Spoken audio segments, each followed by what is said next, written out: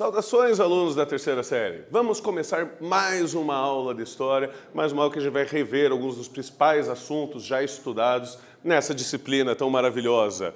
E, no caso da aula de hoje, nós vamos falar sobre a Primeira Guerra Mundial, a Grande Guerra, a guerra para acabar com todas as guerras. Só que, como a gente sabe, não aconteceu isso. Qual é o objetivo da aula de hoje? Compreender os principais objetivos que levaram ao desenvolvimento da Primeira Guerra Mundial e as suas principais fases, suas principais movimentações militares. E identificar as consequências da Primeira Guerra Mundial para os países envolvidos nesse grande conflito. Esse conflito que foi quase que exclusivamente europeu, mas houveram batalhas na Ásia, houveram batalhas no Oriente Médio, houveram batalhas em outros lugares. Por isso, a gente pode chamar de uma guerra mundial, porque já envolveu outros continentes, não só a Europa. Mas vamos lembrar aqui, vocês lembram o que foi a Belle Époque? Você lembra o que foi o imperialismo? Todos esses dois assuntos estão diretamente relacionados com a nossa Primeira Guerra Mundial, gente. A Belle Époque foi um período de grande desenvolvimento cultural que marcou a Europa entre os anos de 1871 e 1914, encerrada com o início da Primeira Guerra Mundial. Então vai ser um período de grande desenvolvimento da cultura, das tecnologias, novas invenções na Europa, grande chance de riqueza. Mas ele termina com o início da Primeira Guerra Mundial. E você lembra o que foi o imperialismo? O imperialismo ocorreu fruto da Segunda Revolução Industrial. Como eles estavam desenvolvendo novas tecnologias, estavam construindo novas fábricas, eles foram disputar por colônias na África e na Ásia para abastecer as nações industriais com matéria-prima, com mão de obra barata e também disponibilizar novos mercados consumidores para que eles pudessem vender mais os produtos industrializados que eles estavam produzindo. Agora, a indústria não era uma questão só inglesa. Tá? Você vai ter quase todos os países da Europa, mais os Estados Unidos e mais o Japão, desenvolvendo sua indústria e precisando de mercado consumidor para os seus produtos e precisando de matéria-prima para a fabricação. E aí vamos trazer uma problemática aqui que aconteceu agora recentemente, há pouco tempo atrás. Joe Biden, presidente dos Estados Unidos, reconhece o genocídio armênio e causa reação de Erdogan. Quem que é Erdogan? Ele é o presidente da Turquia. Em resposta ao reconhecimento do genocídio armênio pelo presidente americano Joe Biden, neste sábado, o presidente turco Recep Tayyip Erdogan acusou terceiros de interferirem em assuntos que são da Turquia. Por que a gente traz isso aqui como referência para a nossa aula de hoje? Porque o genocídio armênio aconteceu justamente na Primeira Guerra Mundial. E ainda é uma questão que está sendo debatida e causa problemas geopolíticos até hoje entre a Armênia e a Turquia. Você já se perguntou como fatos ocorridos há mais de um século têm implicações na geopolítica atual?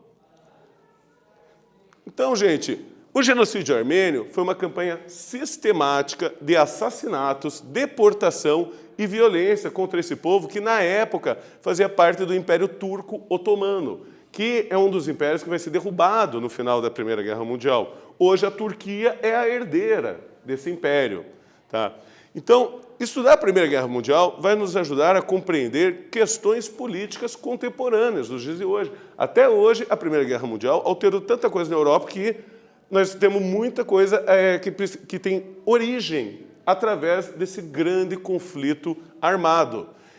O genocídio armênio é considerado o primeiro genocídio do período contemporâneo. Depois, nós vamos estudar outros genocídios, na Segunda Guerra Mundial, no contexto da Guerra Fria, mas esse aqui é considerado o primeiro genocídio. Quais foram as motivações que levaram a um conflito de tão grandes proporções que durou 4 anos? Bom, vários fatores levaram ao fim do período anterior da Belle Époque, que também era chamado de paz armada. Por quê? Porque todo mundo estava se equipando, desenvolvendo novas tecnologias militares, o nacionalismo estava bombando na Europa, todo mundo sabia que uma grande guerra ia chegar, mas ninguém queria dar o primeiro tiro, mas queria estar muito bem preparado para quando essa guerra chegasse. Tá? Esse período aí a gente chama então de paz armada. Entre, então, os motivos para o início da guerra, nós podemos destacar as disputas imperialistas por colônias na África, na Ásia, as disputas comerciais, a própria rivalidade entre os países industriais na produção e no comércio de bens. Isso criava uma disputa entre eles. As políticas nacionalistas houve muito apelo nacionalista para o desenvolvimento desse grande conflito, e a política de alianças que eles vão estabelecer, alianças entre países procurando novamente estarem bem preparados para o momento que a guerra chegasse. Mas quem que deu o primeiro tiro dessa guerra? Foi esse sérvio, que não tem nada a ver com as grandes potências, Gavrilo Filip. Ele assassinou o herdeiro do trono austro-húngaro na Sérvia. Esse aí vai ser considerado o estopim, vai ser o motivo que vai dar início a essa grande bola de neve que se tornou a Primeira Guerra Mundial. Tá? Então, como a gente já falou, a Áustria-Hungria vai ter seu herdeiro assassinado. Tá? E aqui nós vamos exemplificar a política de alianças, pois haviam duas grandes alianças militares que vão se desenvolver na Europa.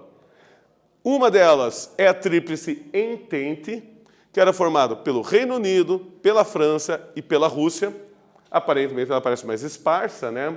E a outra delas é a Tríplice Aliança, formada pela Alemanha, pela Áustria-Hungria e pela Itália, mais concentrado. Mas isso também gerava um grande problema para a Alemanha, já que ela poderia ter que lutar guerras na França e na Rússia e assim dividir o seu exército.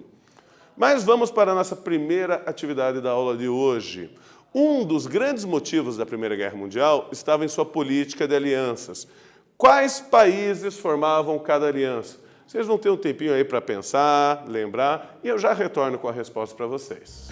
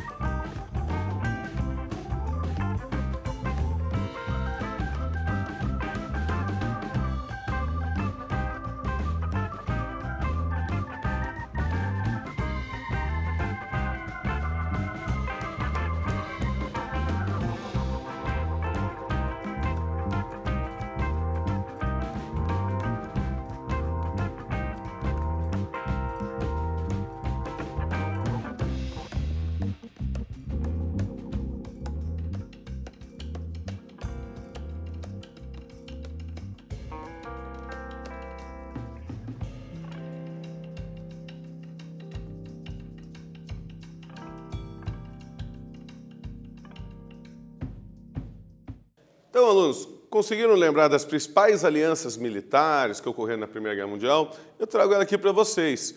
Uma delas, a Tríplice Entente, que era formada inicialmente pela Inglaterra, a França e a Rússia. E a outra, a Tríplice Aliança, que era formada inicialmente pela Alemanha, Áustria-Hungria e Itália. É bem importante lembrar que isso aqui é o início, tá? Por quê? Porque houve mudanças dessas alianças ao longo do confronto. A Itália não entrou na guerra com a Tríplice Aliança. Depois de 2 anos de guerra, ela entrou no lado da Tríplice Entente. A Turquia, o Império Turco Otomano, integrou daí a Tríplice Aliança. A Rússia saiu da guerra num momento. Os Estados Unidos entrou na guerra em outro momento. Então, essa apresentação aqui é a inicial, é do início da guerra. E a guerra vai ser dividida em 3 fases principais. A primeira fase é chamada Primeira Guerra do Movimento, ocorre no ano de 1914. Desde o fim das guerras napoleônicas, todas as guerras que aconteceram na Europa, de 1815 até 1914, foram guerras muito rápidas. Tá? Sem grande perda de vida humana, sem grande perda de material, de casas, construções, aí por diante. E eles acreditavam que essa guerra aqui também seria uma guerra que teria que ser resolvida o mais rápido possível. Os soldados e os chefes de Estado acreditavam que essa guerra que começou em agosto, no Natal eles já estariam em casa conversando, já teria terminado a guerra. Uma grande ilusão por parte deles. Mas então você tem a rápida movimentação de tropas no fronte. Muito rápido, inclusive, porque foi auxiliado pelo transporte ferroviário. Então você conseguia mandar muitos soldados para o combate. Tá? Acreditava em rápidas batalhas e acreditava-se que até o Natal tudo estaria terminado. Daí nós vamos ter o embate de forças que vai criar a Guerra de Trincheiras. Esse é o período mais longo da guerra e é o mais cruel da guerra, que ele vai de 1915 a 1917. Para garantir a defesa, os exércitos cavaram trincheiras para se proteger. Isso é redes de túneis, buracos, que eles pudessem ficar protegidos. As ações militares passaram a ter um grande custo humano para você ter pouca conquista. O sistema de defesa criado, ele era muito eficiente. Para você conquistar poucos metros de terra, você perdia muitos soldados. Então a guerra começou a se tornar cara no ponto de vista do custo humano da guerra. Tá? E daí o que eles pensaram? Seguindo aquele modelo da Belle Époque, das novas tecnologias, novas máquinas que vinham, eles vão fazer as trincheiras e vão chamar os cientistas para criar novas máquinas e tentar criar uma invenção que resolvesse a guerra. Então passou-se a investir massivamente no desenvolvimento de novas armas e tecnologias que pudessem garantir ao país alguma vantagem militar sobre seus rivais. Esse vai ser o período de maior mortandade da guerra. Mas depois nós temos o último período da guerra, que é a Segunda Guerra de Movimento. Tá? Com o aprimoramento de tecnologias e mudanças nas alianças militares, isso aí vai permitir uma nova movimentação militar. O que mudou aqui? A Itália entra na guerra em 1915, abrindo um novo fronte. A Rússia estava esgotada em 1917 com essa guerra. Sua economia estava muito complicada e havia muita fome na população. E ela vai passar por um processo de revolução. E, com a Rússia saindo da guerra, os alemães vão poder tirar suas tropas que estavam na Rússia e jogar tudo para cima da França. Aí, temendo os Estados Unidos que a França fosse derrotada pela Alemanha, eles entram na guerra também para ajudar a proteger seus interesses na França. Tá? Então, vamos para mais uma atividade da aula. Leia o trecho a seguir. A Grande Guerra foi travada no ambiente resultante do salto tecnológico. A metralhadora surgiu na Guerra de Secessão. Na Grande Guerra, já automáticas, com grande velocidade de tiro, se fizeram eficientes máquinas de moer carne. Qual o significado de eficientes máquinas de moer carne nesse texto? Você consegue imaginar? Eu já retorno em alguns minutinhos.